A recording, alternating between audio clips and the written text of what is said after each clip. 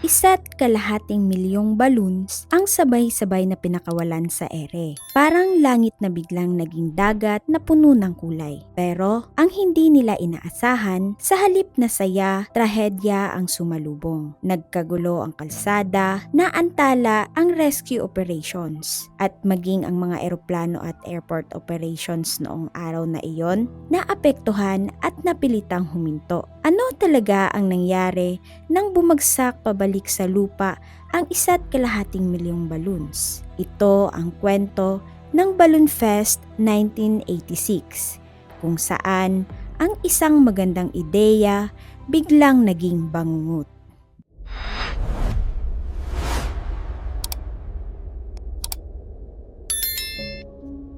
Bawat taon, libo-libong record ang nababasag sa buong mundo, mula sa weightlifting hanggang sa pinakakakaibang bagay tulad ng body piercings.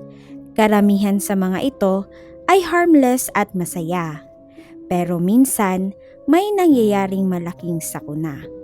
Ngayon, pag-uusapan natin ang isa sa pinakamalaking blunder sa kasaysayan ng publicity stunt, ang 1986 Cleveland Balloon Fest.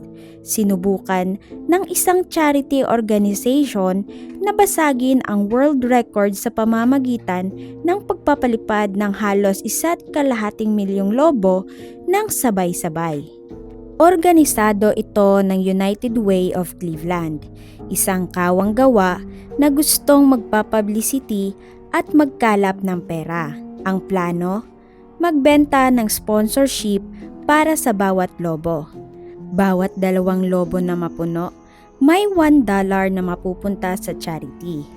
Mukhang simple, pero nag-set up sila ng napakalaking rectangular mesh net na sumasakop sa buong city block. Mahigit 2,500 volunteers at karamihan dito ay mga estudyante ang nagtatrabaho ng ilang oras para punuin ng helium ang mga lobo. Hangad nilang maabot ang 2 milyong lobo, pero dahil sa masamang panahon, tumigil sila sa 1.2 milyon. Sa ganap na 1:50 p.m., pinakawalan na ang mga lobo. Ang eksena, parang isang bahaghari na sumabog sa langit. Masaya ang mga tao, nagtatalon, nagkukuhana ng litrato. Ito ang pinakamalaking balloon launch mula pa noong 31st anniversary ng Disneyland noong nakaraang taon. Walang nag-aakala na maging trahedya ito.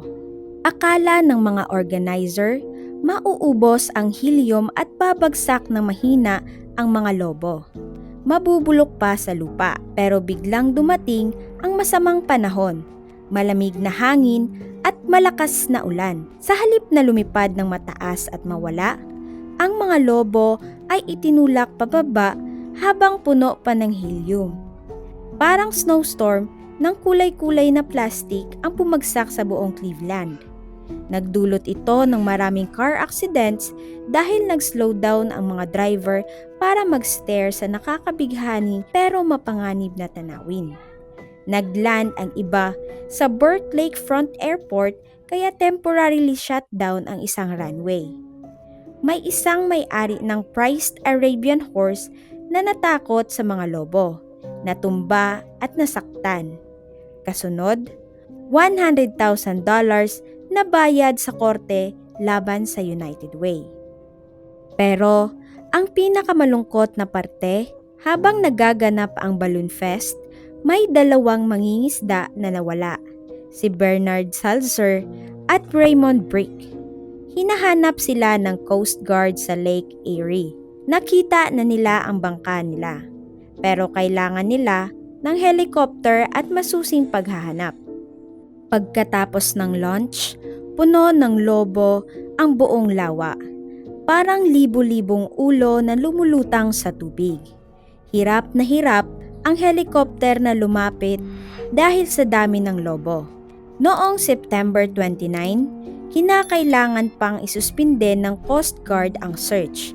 Hindi nagtagal, nahugasan sa pampang ang mga bangkay ng 2 mangingisda. Kasunod nito, Nagsampa ng kaso ang asawa ng isa sa mga biktima.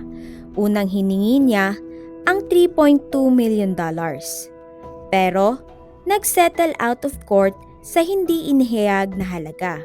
Hindi lang pera at aksidente ang nasayang. Libo-libong lobo ang napunta sa Lake Erie at kalye-kalye. Kahit na sinabi nilang biodegradable ang mga lobo, plastic pa rin ang karamihan. Isang malaking pag-aaksaya rin ng helium, isang rare at mahalagang gas na kailangan sa science at industriya. Sabi ng isang kritiko, nakakalungkot makita ang ganitong eksena. Ginagamit nila ang helium para lang sa visual spectacle. Pero once released, wala na ito magpakailanman. Noong 1994, tinawag mismo ng dating direktor ng United Way ang Balloon Fest bilang greatest success and biggest failure niya. Sa kabila ng lahat, nakuha nila ang record sa Guinness Book of Records noong 1988, 1,429,643 balloons. Pero hanggang ngayon, walang sinumang gustong ulitin ito. Natakot ang lahat sa posibleng public backlash at environmental damage. Isang maliit na lobo na lumilipad ng mag-isa, cute lang. Pero kapag 1.2 milyon, pwedeng maging sakuna. Ang aral, kahit gaano pa kaganda ang ideya, kailangan pa rin ng maayos na planning, tamang panahon at pag-iisip sa mga posibleng biktima. Kung nagustuhan mo itong kwento, i-like at i-subscribe. I-comment din kung ano pa ang gusto mong i-feature. Mas prefer ko ang mga weird at nakakatakot na historical events. Salamat sa panonood, hanggang sa susunod na kwento.